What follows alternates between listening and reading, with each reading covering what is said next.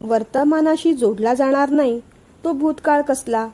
भूतकाळाच्या दोऱ्या वर्तमानाला आणि भविष्याला सुद्धा घट्ट बांधून ठेवत असतात. तसंच काहीतरी इथे सुद्धा होणार आहे. नमस्कार मंडळी. कथा आणखीनच रंगत जाणारे, पण कथेविषयी, पात्रांविषयी, कथानकाविषयी, कादंबरीतल्या संवादाविषयी काय काय गोष्टी तुम्हाला आवडतायत कमेंट करून जरूर कळवत चला की. कमेंट वाचताना मजा येते भारी, आणि त्यामुळेच कथा लिहिण्याचा, वाचण्याचा उत्साह दुपटीने वाढतो. आणि हो, ज्यांनी सबस्क्राईब केलं नसेल त्यांनी सुद्धा जरूर करा. चला करूया सुरुवात. कादंबरी थोडं तुझं थोडं माझं, भाग 6. लेखन आणि सादरीकरण मंजिरी कारेकर. अमित बाहेर जाणार तितक्यात शर्वरीने त्याला थांबवलं. अमू, थांब, ऐकून जा. मग तो तिथेच थबकला. त्याने आधी काकाच्या बेडरूमकडे पाहिलं. त्यानंतर सई आणि तेजस कुठे आहेत याचा कानोसा घेतला. नाही, घरी कुणीच नाहीयेत. हे देवळात गेलेत. सई आणि तेजू बाहेर सायकल चालवतात, ती म्हणाली. तिने मग अमितला हॉलमध्येच आणलं. बस ना. तीही त्याच्या बाजूला बसली. काकू, एवढा कसला सिरियस विषय आहे? त्याने जरा काळजीनेच विचारलं. भूतकाळाच्या सगळ्या खपल्या गंभीर दुखापतीच्या नसल्या तरी ठुसठुसणाऱ्या असतातच ना. तो काकूकडे पाहतच राहिला. शशिकांत देसाई यांचे आणि तुझ्या बाबांचे म्हणजेच श्रीकांत भाऊजींचे अगदी घट्ट मित्र होते. यांचे तर अजूनही आहेतच. तेही विठ्ठलवाडीलाच राहत होते. दोन्ही घराचा चांगला घरोबा होता. शशी भाऊजी आणि तुझे काका शाळेमध्ये, कॉलेजमध्ये वर्गमित्रच होते. घरी येणं जाणं होतं. शारदाशी पण चांगली ओळख होती. शारदा तशी फार बोलकी नव्हती, पण यांच्याशी बोलायची. दोघांमध्ये म्हणावी तशी अगदी घट्ट मैत्री नसली तरी मोकळेपणाने बोलता यावं एवढे चांगले संबंध निश्चित होते. यांचं तिच्यावर प्रेम होतं. तिचं होतं का माहीत नाही, पण तिच्या घरून सुद्धा लग्नाला तयार झाले होते. दोघांचं लग्न सुद्धा ठरलं होतं. शेखर आनंदात होते. बोलणी करायला तुझे बाबा बल्लाळ मामांना घेऊन गेले, पण तिथे पुढे काय झालं माहीत नाही. बल्लाळ मामाने त्या लोकांचे काही बाही कान भरले. बोलताना त्या लोकांचा अपमान केला आणि त्यावरून ते लग्न फिसकटलं. शारदाचे वडील खूप अद्वा बोलले. श्रीकांत भाऊजी सुद्धा भडकले. तेही काहीतरी बोलले आणि मग त्या मंडळींनीच लग्न मोडून टाकलं. यांनी श्रीकांत भाऊजींना त्या लोकांकडे जाऊन शारदाच्या बाबांची माफी मागायला सांगितली, पण बल्लाळ मामाने तसं काही करू दिलं नाही. मग गोष्टी वाढत गेल्या आणि तिच्या वडिलांनी यांना पुन्हा आमच्या घरात पाऊल टाकू नकोस असं सांगितलं. त्या सगळ्या परिस्थितीत शारदाची काय अवस्था झाली माहीत नाही, पण तिलाही खूप दुःख झालंच असणार. शशी भाऊजींनी सुद्धा मध्यस्थी करायचा प्रयत्न केला. ताणलेले संबंध जोडायचा प्रयत्न केला, पण बल्लाळ मामांमुळे दुखावलेले शारदाचे बाबा आता हट्टाला पेटले होते. त्यांनी मग आपला इगो जपत घाईघाईनेच शारदाचं जबरदस्तीने दुसरीकडे लग्न लावून दिलं. तेही स्थळ फार बरं नाही असं मागे कळलं होतं. त्यानंतर शारदाचे वडील वारले. काही महिन्यातच शशी भाऊजी कोल्हापूरला आले. हे तर खूप दुखावले होते. तुझ्या आईने, रमा वहिनींनी समजूत घातली. कसं बसं यांना लग्नाला तयार केलं आणि मग आमचं लग्न झालं. सुरुवातीला तर हे माझ्याशी काही दिवस नीट बोलतही नव्हते. मला काही कळेच ना.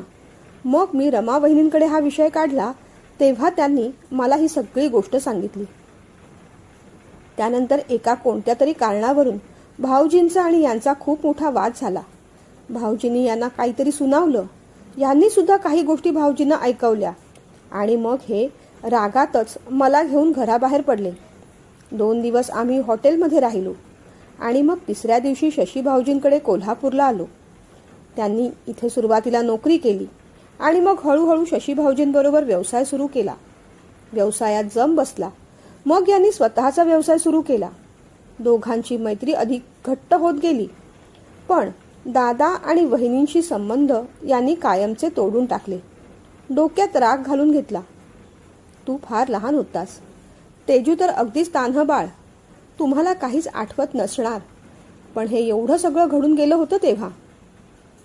शर्वरी काकू म्हणाली. पण काकू, बल्लाळ मामा तसा नाही ग. तो असं का करेल? अमितने मामाची साईड घेत विचारलं. मला माहीत नाही रे अमू. हे बघ, मामांबद्दल काही वाईट साईड बोलायचं नाही मला. जी गोष्ट माझ्या कानावर आली तशीच्या तशी मी तुला सांगितली. पण एक मात्र होतं. बल्लाळ मामांच्या मनात होतं की त्यांच्या बहिणीचे यांच्याशी लग्न लावून द्यावं. ते भाऊजींच्या मागे पडले होते. भाऊजी आणि वहिनीसुद्धा तयार झाले होते. पण यांना बल्लाळ मामाची बहीण पसंत नव्हती. बल्लाळ मामाने खूप फोर्स केल्यावर हे सुद्धा काहीतरी विचित्र पद्धतीने बोलले. बल्लाळ मामांनी यांची लायकी वगैरे काढली आणि तेव्हापासून बल्लाळ मामा आणि यांचं वैर सुरू झालं. यात नक्की कुणाची चुकी आहे कुणाची नाही मला काही माहिती नाही. पण जे आहे ते असं आहे. ही गोष्ट खरं तर तुला सांगायला हवी होती की नाही तेही मला माहीत नाही. पण लपवावं असं आता वाटलं नाही. ही सगळी मंडळी या ना त्या पद्धतीने तुझ्यासमोर येतातच आहेत. तेव्हा या सगळ्याची पार्श्वभूमी तुला माहीत असायला हवी म्हणून तुला सांगितलं. पण हे बघ अमू, ही गोष्ट आता आपल्या दोघातच राहील. कुणालाच, अगदी सई तेजस कुणालाच सांगू नकोस. शपथ आहे माझी. ती म्हणाली. नाही सांगणार ग काकू. शपथ सुटली म्हणून बोल आधी. काकू किंचित हसली. काकू, तेव्हाच आज त्या शारदा काकूंचा विषय निघाला होता ना तेव्हा काका जरा जास्तच इमोशनल झाला होता. अमितने चोमडेपणा केलाच. हो ना, पण ती तरी आता इथे कशाला आली आहे कुणास ठाऊक. काकूने जरा चिंतेनेच विचारलं. आणि ए मूर्खा, तिला काकू म्हणायचं नाही हा. आत्या म्हण तिला. तुला फक्त एकच काकू आहे, शर्वरी काकू. समजलं का? काकू असं म्हणताच अमितला हसू आलं. काकू, तुला जलसी फील होतीये? म्हणजे तुला जळवायचं नाही मला. पण ते शशी काका आहेत ना, त्यांनी त्या शारदा आत्याचा उल्लेख शरू असा केला. काका पण बहुतेक तसंच म्हणत असेल तिला. म्हणून तर तुझं नाव काकाने शर्वरी ठेवलं नाही ना, असा आता मला डाऊट येऊ लागलाय काकू. अमित आपलं डोकं चालवत म्हणाला. ए बावळटा, लग्नाच्या आधीपासूनच माझं नाव शर्वरी होतं. हां, पण हे मला शरू म्हणतात खरं. त्या शारदाला पण शरूच म्हणत असतील नाही का रे? काय माहीत, एवढ्या डिटेल गोष्टी मला पण माहीत नाही रे. पण खरं सांगू अमू, पहिलं प्रेमच असतं. ते असं विसरता येत नाही रे पटकन. यांचं शारदावर मनापासून प्रेम होतं आणि ही गोष्ट त्यांनी मला सांगितली होती. शारदाचं वर्णन करताना त्यांच्या डोळ्यात ते प्रेम मी पाहिलं होतं. यांना बायको अगदी साधी हवी होती. साधी म्हणजे सोजवळ साडी वगैरे नेसणारी, लांब सडक केस असणारी. सुरुवातीला ना मला सुद्धा सारखं साडीच नेसायला सांगायचे हे. मला फार वाईट वाटायचं, त्रास व्हायचा, रडू यायचं. मग भाऊजींनी आणि वहिनींनी समजावलं तेव्हा ड्रेस घालायला परमिशन दिली. सुरुवातीला फार दुष्टपणाने वागलेत माझ्याशी. भाजीत चुकून मीठ जास्त झालं तर सगळ्यांसमोर ओरडायचे. ही पोळी आहे का नकाशा असं म्हणून रागवायचे. यांची मला सुरुवातीला फार भीती वाटायची रे. मला मेकअप करू द्यायचे नाहीत. मला फार वाटायचं यांना नावाने हाक मारावी. एक दोनदा मी मारली पण होती रे, पण भारी चिडले होते माझ्यावर. नवऱ्याला अहो जाओ म्हणायला लाज वाटते की कष्ट पडतात असं रागाने म्हणाले होते. मला ना अमू नोकरी करायची फार हौस होती.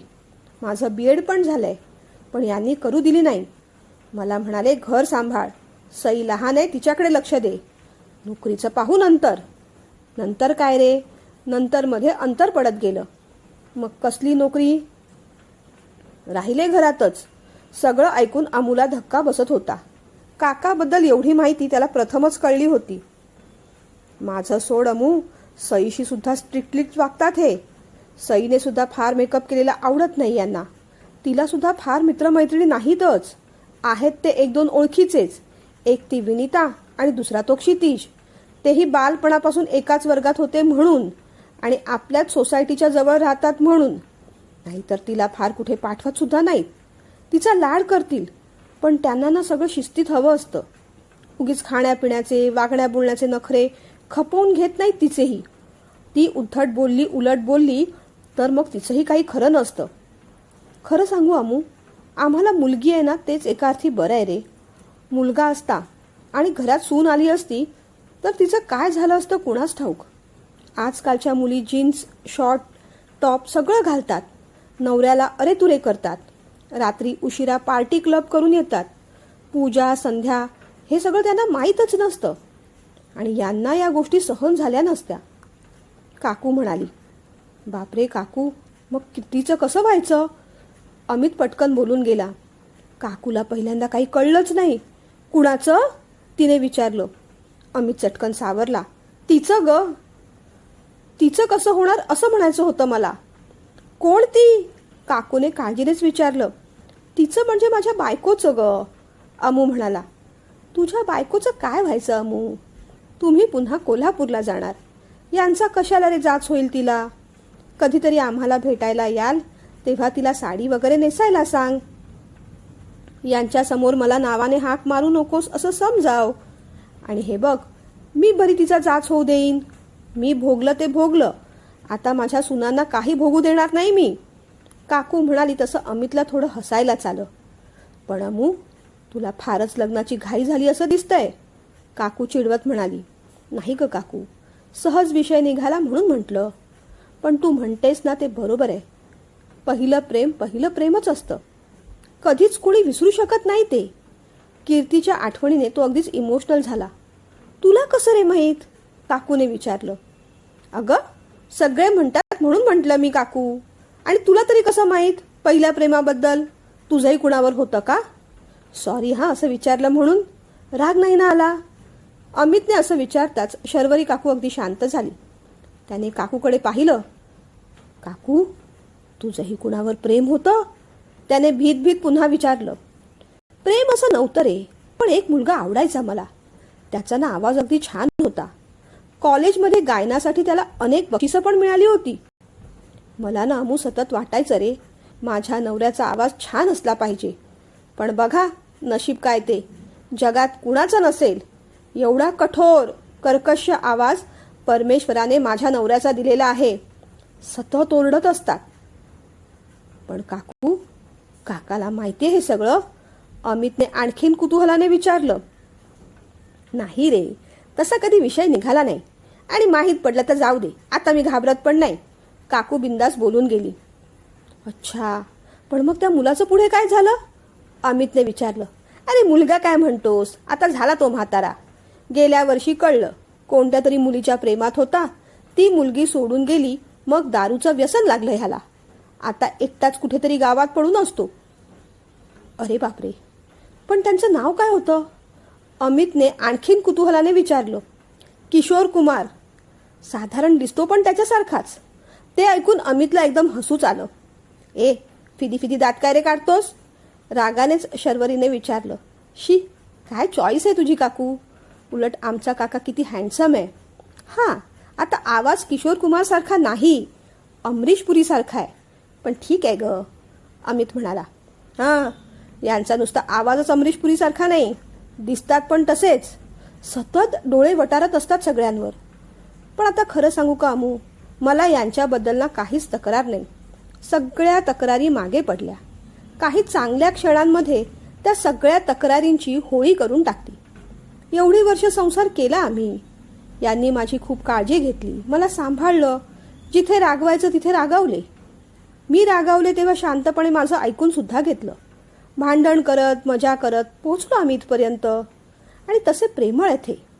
फक्त ना परंपरा, रूढी, संस्कृती या बाबतीत जरा जास्तच आग्रही असतात. 2 वेळेस संध्या झालीच पाहिजे, फार मेकअप करायचा नाही, मुलांनी केस वाढवायचे नाही, मुलींनी केस कापायचे नाही, तोकडे कपडे घालायचे नाहीत, मोठ्यांसमोर उलट बोलायचं नाही, उद्धटासारखं वागायचं नाही, मुलांनी मुलींशी फार जवळीक करायची नाही, एकत्र धांगडधिंगा करायचा नाही. अशा काही विचित्र बाबतीत फार आग्रही असतात. सईचा ते खूप लाड करतात. पण ती सुद्धा कधी उलट वगैरे बोलली तर एखादा धपाटा पडतो तिला. शर्वरी काकू म्हणाली. हो काकू, उलट बोलल्यानंतर काय होतं त्याचा अनुभव मी पण घेतलाय त्याच्याकडून. अमितने काकाची खाल्लेली थप्पड आठवून आपला गाल चोळला. पण काकू, काका एवढा शिस्तीचा आहे, एवढा संस्कारांच्या गोष्टी बोलत असतो. पण स्वतः तर सिगरेट घेतो ना. आणि स्वतः सुद्धा तर प्रेम केलंच होतं ना. आता लग्न झालं नाही ती गोष्ट वेगळी. अमितने विचारलं. मग काय रे, स्वतःसाठीचे सगळे रूल्स वेगळे असतात त्यांचे. पण आता मी पण सोडत नाही त्यांना. वेळ मिळेल, संधी मिळेल तेव्हा ऐकवते चांगलं. माझ्यासमोर सिगारेट ओढतील अशी काय बिशात त्यांची. कधीतरी हुक्की येते तेव्हा एखादी माझ्या मागे घेतात, पण मला जाम घाबरतात. शर्वरी काकू म्हणाली तसं अमितला काकूचा फार फार अभिमान वाटला. शाब्बास काकू, त्याला ना असंच घाबरवत राहा तू, म्हणजे मग तो तुझ्या कंट्रोलमध्ये राहील. अमूने आणखीन चढवून दिलं. बरं जाऊ दे ते सगळं अमू, आता हे इतक्यात येतील. आता आपल्याला फार बोलता येणार नाही, पण मी काय सांगते ते लक्ष देऊन ऐक. ऑफिसमध्ये तू जरा डोळे उघडून राहा. आता त्या शारदाची मुलगी तुमच्या इथे काम करणार आहे. तसं शारदाचं फार येणं जाणं नसणार तिथे, पण तरीही तू सगळ्या गोष्टींकडे लक्ष ठेवून राहा. ती म्हणाली, ते मी करीनच ग काकू, तू काळजीच करू नकोस. मी तुझा रोबोट आहे की नाही. आणि काका तसा डिसेंट आहे ग, तुझ्यावर खूप प्रेम आहे त्याचं. आणि तुला किती घाबरतो. तू ओरडशील म्हणून सिगारेट पण घेत नाही तो. अमित म्हणाला, हो, काही बाबतीत नवऱ्याने बायकोला घाबरायलाच हवं. बरं जाऊ दे, आता सगळेच घरी परत येतील. तू फ्रेश होऊन ये. मी देवाला निरांजन लावून आले. अमित मग उठला. बऱ्याच पडलेल्या प्रश्नांची उत्तरं त्याला आता मिळाली होती. काकाचं एक वेगळंच नवीन रूप त्याच्या समोर आलं होतं. त्याचा भूतकाळ कळला होता. बल्लाळ मामा आणि काकांचं, बाबांचं आणि काकाचं नेमकं भांडण कशावरून झालं होतं हे सुद्धा आता समजलं होतं. आता पुढच्या गोष्टी ठरवायला जरा बरं पडणार होतं. बाप रे, काकाचा हा स्वभाव ऐकून लग्न 5 वर्षांनी केलेलंच बरं, नाहीतर कीर्तीचं काही खरं नाही. पण 5 वर्ष थांबायचं तरी कसं. मामा मामी पुन्हा विषय काढणारच, तेव्हा काय करायचं. एक क्षणभर काकूशी बोलताना त्याला वाटलं होतं की आत्ताच सगळं सांगून टाकावं, पण नको. ते गुपित तिच्या पोटात ठेवताना तिला फार त्रास झाला असता. आणि काकूला हे सगळं माहीत होतं. हे जर काकाला कळलं असतं तर तो तिच्यावर जास्तच भडकला असता. नको नको, आपल्यामुळे काकू अडचणीत यायला नको. आता सध्या नकोच काही. कधी संधी मिळाली तर याही विषयावर काकूशी बोलून घेऊ. विचार करत असतानाच सई आणि तेजस गप्पा मारत आत आले. मागोमाग काकासुद्धा आला. मग त्याच्या विचारांची शृंखला तुटली. संध्याकाळची संध्या वगैरे करून सई तेजसबरोबर थोडीशी मस्ती केली. रात्री थोड्या गप्पा झाल्या. सई आणि तेजसने बुक केलेल्या बेडचा, वॉर्डरोबचा फोटो दाखवला. उद्यापर्यंत सामान बेडरूममध्ये लागेल, मग आपल्याला आपली आपली प्रायव्हसी मिळेल. या विचारानेच अमितला थोडं बरं वाटलं. एकदा का बेडरूम मिळाली की मोकळेपणाने तो कीर्तीशी बोलू शकणार होता. आज दिवस तरी त्याला हॉलमध्ये झोपावं लागलं. आज रात्रीसुद्धा तेच घडलं. काका 11:30 वाजता पुन्हा अंगणात आला. अमितने पुन्हा खिडकीतून पाहिलं. काका फोनवर बोलत होता. एवढ्या रात्री हा रोज रोज फोनवर कुणाशी बोलतो. अमितला काहीच कळत नव्हतं. शेखरने शशिकांतला फोन केला. शशी, दादाच्या ऑफिसमध्ये सध्या कोण आहे रे. अरे, मी इथे असलो की माझा लेक प्रसाद असतो तिथे. तो सगळं करतो हँडल. आठवड्यातून एकदा मी चक्कर टाकतो तिथे. आणि स्टाफसुद्धा आपल्या भरवशाचा ठेवलाय. तू कसलीच काळजी करू नकोस मित्रा. 5 वर्ष ही कंपनी अगदी नीट सांभाळणार आहे मी. आणि तू कल्पनाही करणार नाहीस अशा चांगल्या स्थितीत कंपनीला आणून ठेवीन आणि मगच तुला परत करीन. अर्थात परत काय करायची रे, तुझीच कंपनी आहे ती. तुझ्या वतीने मी सांभाळतोय ती. तुझा मोठेपणा एवढा की त्यातला सगळा नफा तू मलाच देतोयस. शशिकांत म्हणाला.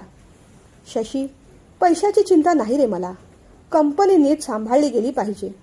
ती माझ्या दादाची आठवण आहे आणि त्याच्या मुलांना ती मला चांगल्या स्थितीतच परत करायची आहे. मला फक्त बल्लाळची भीती वाटते. अतिशय कपटी आणि धूर्त माणूस आहे तो. पैशासाठी, स्वार्थासाठी कुठल्याही थराला जाऊ शकतो. दादा वहिनींच्या अपघातामागे त्याचाच हात आहे असं मला वाटतंय. जोपर्यंत मुलं माझ्याकडे आहेत तोपर्यंत बल्लाळ त्यांचं काही वाकडं करू शकत नाही. पण मुलं माझ्याकडे फक्त 5 वर्षच आहेत. त्याच्यानंतर मुलं तिथे गेली की बल्लाळ त्यांना गुंडाळून ठेवणार. म्हणून त्या आधीच बऱ्याच गोष्टी मला सेट करायच्या आहेत. माझ्या अमितला, तेजसला कोणताच त्रास व्हायला नकोय मला. काळजीने शेखर म्हणाला. तसंच होणार आहे शेखर. बल्लाळ कितीही हुशार असला तरी तो तुझ्या एवढा हुशार नाही. लिगली तो काहीच करू शकणार नाही. पण हो, मुलांना इमोशनल ब्लॅकमेल मात्र करू शकेल. म्हणजे जी चुकी श्रीकांत दादाने केली होती त्याच चुकीची पुनरावृत्ती त्याच्या मुलांकडून व्हायला नको, म्हणजे मिळवलं. नाहीतर हातातोंडाशी आलेला घास पुन्हा तो बल्लाळच्या घशात जाईल. शशिकांत म्हणाला, तसं तर मी कधीच होऊ देणार नाही, पण मला सुद्धा पुरेशी काळजी घ्यायला हवी. प्रसाद आहे म्हणजे काही चिंता नाही मला, पण प्रसादला जरूर त्या सगळ्या इन्स्ट्रक्शन्स देऊन ठेव. मला अपडेट करत जा तू. प्रसाद कंपनीच्या रो हाऊसमध्येच राहतो ना? त्याने विचारलं. हो, सध्या तरी तिथेच आहे. बरं ठीक आहे. आणि तू उद्या ऑफिसला येतोयस ना रे? शेखरने आठवण केली. येतोय. आज शारदाशी बोलणं झालं. ती देखील तुझी आठवण काढत होती. उद्या अवनीला घेऊन येईन मी. काय रे, काय म्हणत होती ती? शेखरने विचारलं. काय वेगळं म्हणणार? तुझी, तुझ्या बायकोची, मुलीची चौकशी करत होती, शशी म्हणाला. मग शेखर थोडा हसला. ठीक आहे, उद्या भेटू मग. बाय. असं म्हणत शेखरने फोन ठेवला. त्याने खिशात हात घातला. आता हा सिगारेट काढणार. अमितला बरोबर माहीत होतं. त्याने सिगारेट काढली, ओठात ठेवली, लायटर पण काढलं. पण त्याला काय वाटलं कुणास ठाऊक. त्याने सिगारेट पुन्हा बॉक्समध्ये ठेवून दिली. लायटर खिशात टाकलं, एक छोटीशी राऊंड मारली आणि तो परत आला. पाहूनच अमितला जरा बरं वाटलं. दरवाजाचा आवाज आला तसे अमितने डोळे घट्ट बंद करून घेतले. आपण काकावर पाळत ठेवतोय असं त्याला वाटायला नको. शिवाय आता झोपही येत होती. उद्या आजपेक्षा जास्त जबाबदारी येणार आहे. शिवाय काकूने काकावर लक्ष ठेवायची ॲडिशनल जबाबदारी दिली होती, ती वेगळीच. काका आत आला. त्याने तेजसच्या डोक्यावरून हात फिरवला. अमितचं डोकं कुरवाळलं आणि मग तो बेडरूममध्ये निघून गेला. अमित पण मग फार काही जागला नाही. आज दिवसभर तसंही हेक्टिक झालंच होतं, त्यामुळे त्यालाही झोप आली होती. कीर्तीचा विचार करत आणि तिच्याबरोबर संसाराची स्वप्न रंगवत तो छान झोपून गेला. आज रात्री शेखर शतपावली करून आला तरीही शर्वरी जागीच होती. अमितने जे काही सांगितलं त्याने खूप नाही, पण थोडीशी डिस्टर्ब निश्चितच झाली होती. ती पण ती जागी आहे पाहून शेखरला पण आश्चर्य वाटलं. काय ग शरू, अजून जागी आहेस तू? मला वाटलं झोपलीस. तिच्या डोक्यावर हात ठेवत शेखरने प्रेमाने विचारलं. झोप येत नाही आज, ती म्हणाली. का ग, बरं वाटत नाहीये का? काही त्रास होतोय का? त्याने काळजीने विचारलं.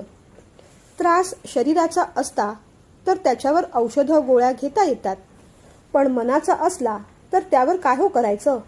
बोलता बोलता तिच्या डोळ्यात पाणी आलं. त्याचा जीव अगदी गलबलला. अगं ए शरू, काय झालंय? मी चुकून काही बोलून गेलोय का तुला? हे बघ, आता मी बाहेर गेलो होतो, पण फक्त राऊंड मारून परत आलोय. सिगारेट घेतलेली नाही मी. तुझी शपथ घेतो पाहिजे तर, भीत भीत तो म्हणाला. माहिती आहे हो, तुमच्याबद्दल मला काहीच तक्रार नाही, पण मन ना उगीच सुटलेल्या गोष्टींकडे आसुसलेल्या नजरेने पाहत राहतं. अनेक गोष्टी आयुष्यात राहूनच गेल्या असं वाटत राहतं आणि मग डोळ्यात आपोआपच पाणी येत राहतं, शर्वरी म्हणाली. तसं असेल ना शरू, तर मग त्या सगळ्याला मीच दोषी आहे. तुला अनेक गोष्टी करायच्या होत्या, पण जेव्हा तेव्हा मीच अडवलं तुला. हो ना, तसंच आहे ना? त्याने विचारलं. कुणी अडवलं आणि कुणी रडवलं याने आता काय फरक पडणार आहे? सुटायचं ते सुटून गेलं. मला खरं तर हे बोलायचं सुद्धा नव्हतं, पण कधी कधी दुःखसुद्धा अश्रूच्या रूपाने बाहेर येतं. कधी कधी वाटतं एवढी वर्ष संसार केला आपण, पण तुम्ही तरी माझ्याबरोबर आनंदी राहू शकलात का हो? त्या प्रश्नावर शेखर एकदम चमकलाच. अगं ए, असं काय म्हणतेस? आणि आज झालंय काय तुला? वेड्यासारखं काय बोलत राहिली आहेस तू? तिचे डोळे पुसत शेखर म्हणाला. आज तिला पण खूप जडजड वाटत होतं. त्याच्या खांद्यावर डोकं ठेवून तिला अगदी रडावंसं वाटलं. शेखरने पण तिला रडू दिलं. थोडी शांत झाल्यावर शेखरने मग बोलायला सुरुवात केली. शरू, एक गोष्ट बोलायची होती ग. खरं तर मगासपासून संधीच शोधत होतो, पण या मुलांचा एवढा गोंधळ असतो ना की आपल्याला बोलायला सुद्धा आता एकांत मिळत नाही बघ. म्हणून म्हटलं उद्या सकाळी बोलू आपण. पण आता अनायसे तू जागीच आहेस तेव्हा आत्ताच सांगून टाकतो, शेखर म्हणाला. शेखर काय बोलणार हे शर्वरीला माहीत होतं. अहो बोला की, आपल्याला बोलायला एकांत कशाला लागतोय?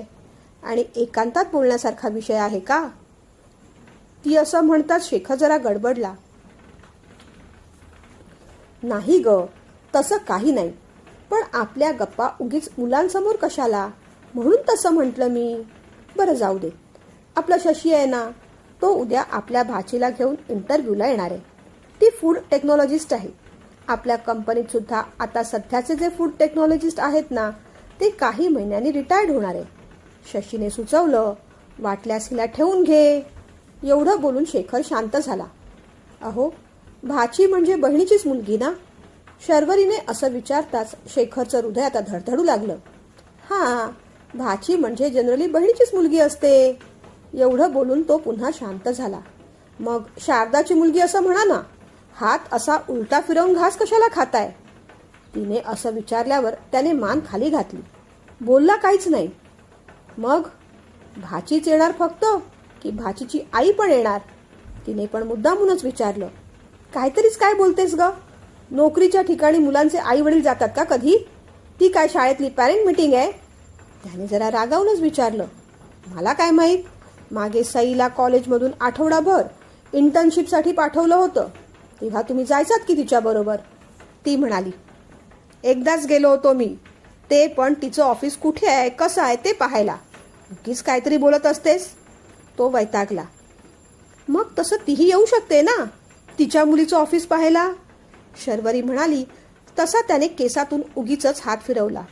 सदऱ्याची बाई थोडी वर घेतली. खांदे उगीचच मागे पुढे केले. त्याची थोडी चुळबुळ चालू झाली. अगं, एखाद वेळेस येईल कदाचित, रोज कशाला कोण येतंय? तो म्हणाला. मग उद्या येणार आहे का ती? शर्वरीने विचारलं. हो, तो एवढंच म्हणाला आणि मग तिच्याकडे पाहू लागला. ती शांतच होती. चेहऱ्यावर हलकीशी स्माईल होती. शरू, उद्या तू पण येतेस आमच्याबरोबर ऑफिसला? तूही चल. तसंही बरेच दिवस तू ऑफिसमध्ये आलेली नाहीस. त्या निमित्ताने शशीची पण भेट होईल, स्टाफची भेट होईल. अमुक कसं काम करतो तेही पाहता येईल तुला. तू आलीस तर आवडेल मला, शेखर म्हणाला. मग शांतपणे तिने त्याचा हात हातात घेतला. नाही हो, नको. उद्या मी नको. काही वेळेला आपल्या व्यक्तीबरोबर नसणं हेच त्याच्यासोबत असण्यासारखं असतं. कारण नातं तुटल्यावर घाव भरायला जसा वेळ द्यावा लागतो, तशीच सुटलेली नाती स्थिर व्हायला सुद्धा काही स्पेस द्यावी लागते. काही नात्यांमध्ये आधीच अवघडले पण असतं. त्यामुळे इतरांनी ते नातं अधिक अवघड करू नये असं मला वाटतं. मी स्पष्टपणे काही विचारलं नाही. तुम्ही उघडपणे काही बोललातही नाही. तरीही आपल्यात अस्पष्ट असं काहीच नाही. माझा तुमच्यावर पूर्ण विश्वास आहे. मुख्य म्हणजे तुमचा माझ्यावर असलेल्या प्रेमावर नुसता विश्वासच नाही, श्रद्धा आहे. शेखरने मग तिच्या खांद्यावर आपला हात टाकला. त्याच्या खांद्यावर ती अलगद विसावली. प्रेम, आदर आणि विश्वास नवरा बायकोच्या नात्यांमध्ये आयुष्याच्या प्रत्येक टप्प्यावर तेवढाच महत्त्वाचा असतो हे शर्वरीला ठाऊक का नव्हतं. आणि तिच्याहून जास्त शेखरला त्याची जाणीव होती. म्हणूनच इतकी वर्ष संसार गोडी गुलाबीने चाललेला होता. दुसऱ्या दिवशी शेखर नेहमीपेक्षा जरा लवकरच उठला. त्याने भराभर सगळं आवरून घेतलं. शरू, कोणता शर्ट घालू ग? 3-4 शर्ट समोर ठेवत त्याने विचारलं. शर्वरीला खरं तर हसायला येत होतं. इंटरव्ह्यू तुमचा आहे का तिचा? शर्वरीने विचारल्यावर शेखरने गडबडून तिच्याकडे पाहिलं. कुणाचा? त्याने विचारलं. भाचीचा, शर्वरी म्हणाली. इंटरव्ह्यू तिचाच आहे, पण आपण सुद्धा प्रेझेंटेबल राहायला नको का? तो म्हणाला. हो, मग एरवी असा प्रश्न पडत नाही तुम्हाला? आज अगदी मला विचारताय ते. तिने तसं म्हटलं तसा तो भडकला.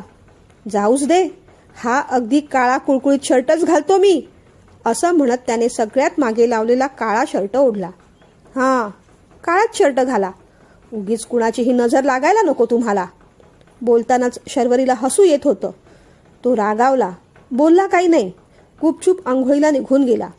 शर्वरीने मग तो काळा शर्ट पुन्हा हँगरला लावला आणि छानपैकी चेक्सचा मरून कलरचा शर्ट काढून ठेवला.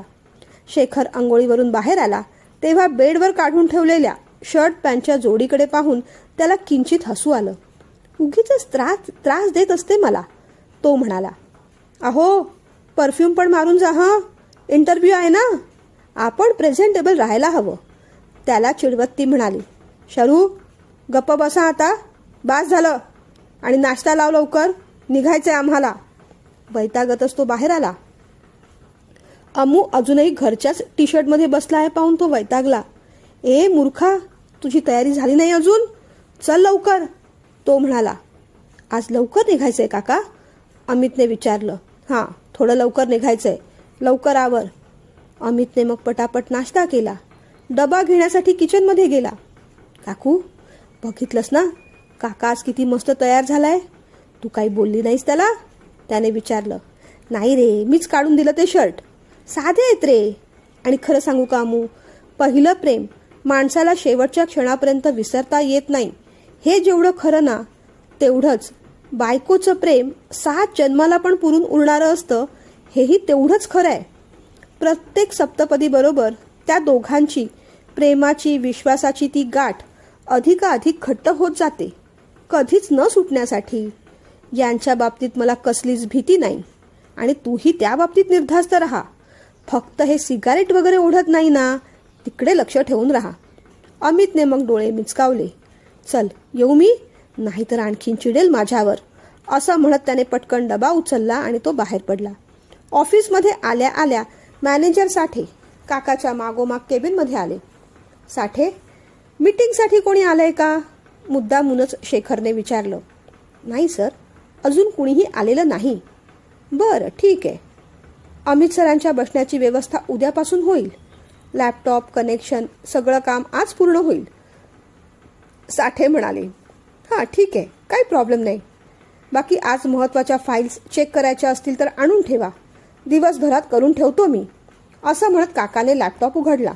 या तुम्ही आता. साठे बाहेर पडले. शेखरने अमितकडे पाहिलं. अमू, तुझी खुर्ची घेऊन इथे ये, आज मी तुला परचेसची थोडी माहिती देतो. अमूने मग खुर्ची खरकन ओढली आणि तो बाजूला येऊन बसला. अरे, डायरी पेन घेऊन ये तुझं, ते सुद्धा मी सांगायला हवं का? इथे पिक्चर दाखवणार आहे मी तुला, काहीतरी महत्त्वाचं शिकवणार आहे ना. महत्त्वाचे मुद्दे सगळे लिहून घ्यायला नकोत का? काका चिडला तसा गुपचूप अमित उठला. ड्रॉवरमधलं डायरी पेन घेतलं आणि काकाच्या बाजूला येऊन बसला. काका, हळूच आवाजात त्याने हाक मारली. काय? शेखरने विचारलं. हे बघ, आता ठीक आहे, पण सगळ्यांसमोर असा मला ओरडत जाऊ नकोस, अजिबात आवडत नाही मला ते. शेखरने त्याच्याकडे तिरप्या नजरेने पाहिलं. बरं, आता प्रेमाने बोलेल हां. पण बरं का अमू, मीही काय म्हणत होतो रे, तूही मला सगळ्यांसमोर काका नको म्हणूस. उगीच ना अवेळीच प्रौढत्व आल्यासारखं वाटतं रे. आता मीटिंग वगैरे असेल ना, तेव्हा सगळ्यांसमोर मला सर म्हण, आणि बाकी समोर कुणी नसेल तर इतर वेळेस काका चालेल, तो समजुतीने म्हणाला. अमूला हसायला आलं. अवेळी प्रौढत्व कुठे काका, प्रौढत्व वेळेवर चालाय तुला. झालं की तुझं पण वय आता. अमितने असं म्हणताच शेखरने त्याला धपाटा घातला. फार जास्तच आगाऊ आहेस बुवा तू. हे बघ, माझ्यासमोर जास्त आगाऊपणा करायचा नाही हा अमू. हे माझं ऑफिस आहे, इथे मी जसं म्हणेन तसंच होणार. मला सगळ्यांसमोर सर म्हणायचं, काका नाही, कळलं का? अमूने मग मान डोलावली.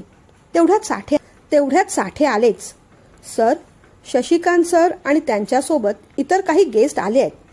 त्याच मुलीचा इंटरव्ह्यू घ्यायचा आहे का? साठ्यांनी विचारलं. हो, तिचाच घ्यायचा आहे. किती लोक आहेत? शेखरने विचारलं. एकूण 3 आहेत. शशिकांत सर आहेत, इंटरव्ह्यूला आलेली मुलगी आहे आणि अजून सोबत कोणीतरी मॅडम आहेत, साठे म्हणाले. हां, 3 जण येणंच अपेक्षित होतं. 1-2 मिनिटांनी आत पाठवून द्या त्यांना. इथे काही एक्स्ट्रा चेअर्स पण लागतील, त्या पण पाठवून द्या. ओके सर, म्हणत साठे बाहेर गेले. शेखरने मग अमितकडे पाहिलं. अमू, तू तुझी चेअर घेऊन तिथे मागे बस आणि मी जे तुला काही काम सांगितले ते पूर्ण कर. सगळं लक्ष कामातच हवं, इथल्या तिथल्या गप्पांकडे नको, कळतंय ना? शेखरने रागानेच म्हटलं. हो काका, तो म्हणाला. अरे, परत काका म्हणालास? आत्ताच काहीतरी सांगितलं होतं ना रे, सर म्हणून. शेखर वैतागला. मी पण तर तुला सांगितलं होतं, मला मोठ्याने ओरडत जाऊ नकोस म्हणून. अमित म्हणाला तसं शेखरने त्याच्याकडे रागानेच पाहिलं, पण आता त्याच्यासोबत वाद घालण्यासाठी वेळ नव्हता. केव्हाही ती मंडळी आत आली असती. जा, आता जाऊन बस मागे. अमित फाईल घेऊन मुकाट्याने मागे गेला. आत येऊ का रे शेखर? शशिकांत देसाईंचा भारदस्त आवाज आला तसं अमितने आणि शेखरने मान वर करून पाहिलं. अरे ये ना शशी, विचारतोस काय? ये ये असं म्हणत शेखर काका पुढे झाला. अमित गुपचूप आपलं काम करतच होता. नजर मध्ये मध्ये आपोआप वर जात होती. शशिकांत पुढे झाले. त्यांनी केबिनचा दरवाजा आपल्या हाताने धरून ठेवला. अगं ये शरू, आत ये. अवनी तूही आत ये, ते म्हणाले. अमितने आधी शारदाकडे पाहिलं, मग त्या मुलीकडे आणि मग काकाकडे. काकाला जाम घाम फुटला होता. तो नर्वस झाला होता एवढं त्याच्या चेहऱ्यावर स्पष्ट दिसत होतं. हा एवढा घाबरलाय की जसा काय याचाच इंटरव्ह्यू आहे. हा या मुलीचा काय इंटरव्ह्यू घेणार? स्वतःच किती घाबरलाय हा. अमित मनातल्या मनात उद्गारला. बसा ना, बस बेटा, तूही बस, शेखरने अवनीकडे पाहत म्हटलं. खरं तर अवनीवरून त्याची नजर हलेच ना. शारदाची अगदी प्रतिकृती होती ती. तशीच गोरीपान, लांब सडक केस, नाजूक बांधा. शशिकांत आणि अवनी बसल्यानंतर मग हळूच त्याने शारदाकडे पाहिलं. बस तूही. तिच्याकडे न पाहताच तो म्हणाला, अवनीशी तुझी ओळख करून देतो. शारदाशी ओळख असणारच हे गृहीत धरून शशिकांत देसाई तसं म्हणाले. अवनी, हे शेखर सरपोतदार ग्रुप ऑफ कंपनीचे सर्वेसर्वा आणि माझा सर्वात जवळचा मित्र, म्हणत शशिकांत हसले. शेखर काकाची नजर अजूनही अवनीवरच खिळून होती. आणि शेखर, ही आपली अवनी, शारदाची मुलगी. तशी ओळख करून द्यायची गरजच नाही, अगदी मातृमुखीच आहे. हसत हसत शशिकांत म्हणाले. तसं शेखर काका एकदम बावचळला. काय घेणार तुम्ही? चहा, कॉफी की आणखीन काही? काहीही चालेल रे, शशिकांत म्हणाले. मग त्यांनी अवनीला विचारलं, काय गवनी, काय घेऊया? तिने मानेनेच काही नको असं सांगितलं. अगं लाजायचं काय बेटा, आपलंच ऑफिस आहे. काय हवं तुला? अगदी प्रेमळ स्वरात शेखर काका म्हणाला. कोल्ड्रिंक चालेल, ती म्हणाली. हां, मग तुझ्यासाठी कोल्ड्रिंक मागूया आपण. आणि शशी, तू काय रे घेणार? शेखर काकाने विचारलं. मला आपला चहाच सांग रे. मग शेखर काकांनी शारदाकडे पाहिलं. तुला नेहमीसारखीच स्ट्रॉंग कॉफीच ना? काकाने विचारलं. तिने मानेनेच हो असं सांगितलं. तिची मान अजूनही खालीच होती. मग शेखर काकाने 2 कॉफी, 1 कोल्ड्रिंक आणि 1 चहा मागवला. अमूला वाटलेलं आपल्याला ही काका कोल्ड्रिंकसाठी विचारेल, पण काकाने अजिबात लक्षच दिलं नाही. जाम राग आला त्याला. पिऊन काकाने चहा, कॉफी, कोल्ड्रिंक ठेवल्यावर शेखर काकाने बोलायला सुरुवात केली. घे ना बेटा, कोल्ड्रिंक घे. असंही फार गरम होतंय अलीकडे, नाही का? फार लाड चालले तिचे. काल मी कोल्ड्रिंक घेतलं, मला भारी मोठं लेक्चर दिलं होतं याने. अमित पुन्हा एकदा मनातल्या मनात पुटपुटला. तुझं क्वालिफिकेशन काय, एक्सपिरियन्स काय? आणि हे बघ, अनुभव नसला तरी काही हरकत नाही, तो इथे मिळेलच. काम करायची इच्छा हवी, बाकी सगळ्या गोष्टी जुळून येतात, नाही का रे शशी? शेखर काका म्हणाला. अगदी बरोबर, मी तेच म्हटलं अवनीला. तू जिद्दीने काम कर, म्हणजे तुला खूप काही शिकता येईल, यशही मिळेल. अवनी, आता तू तुझ्याबद्दल सांग, शशिकांत म्हणाले.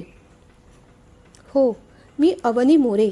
मी BSc इन फूड टेक्नॉलॉजी आहे आणि आता त्यातच MBA करायची सुद्धा इच्छा आहे माझी.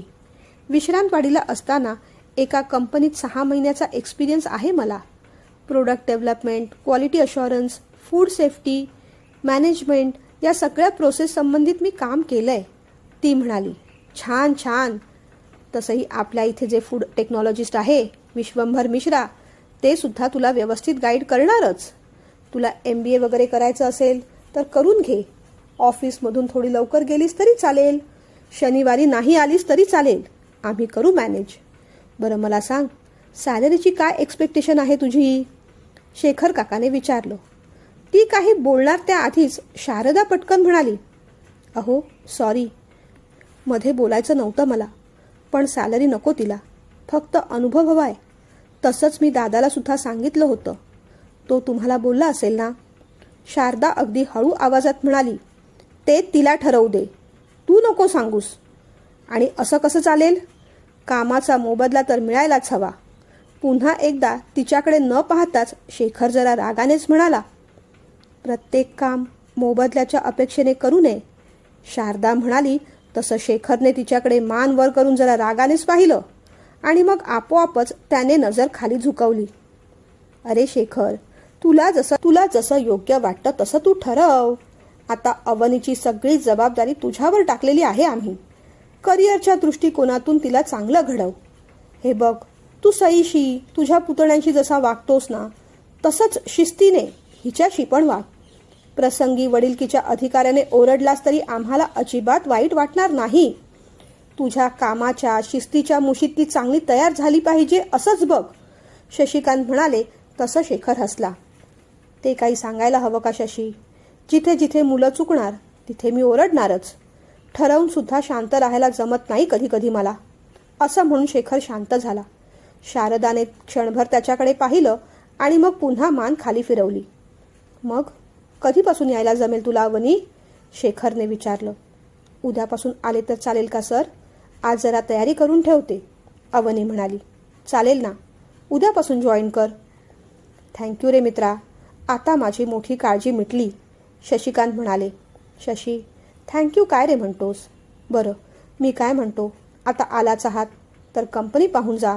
दुपारी लंच इथेच मागवतो मी, शेखर काका म्हणाला. नको नको रे, आम्हाला पुढे बँकेचं काम आहे. शारदा तर वर यायला सुद्धा तयार नव्हती.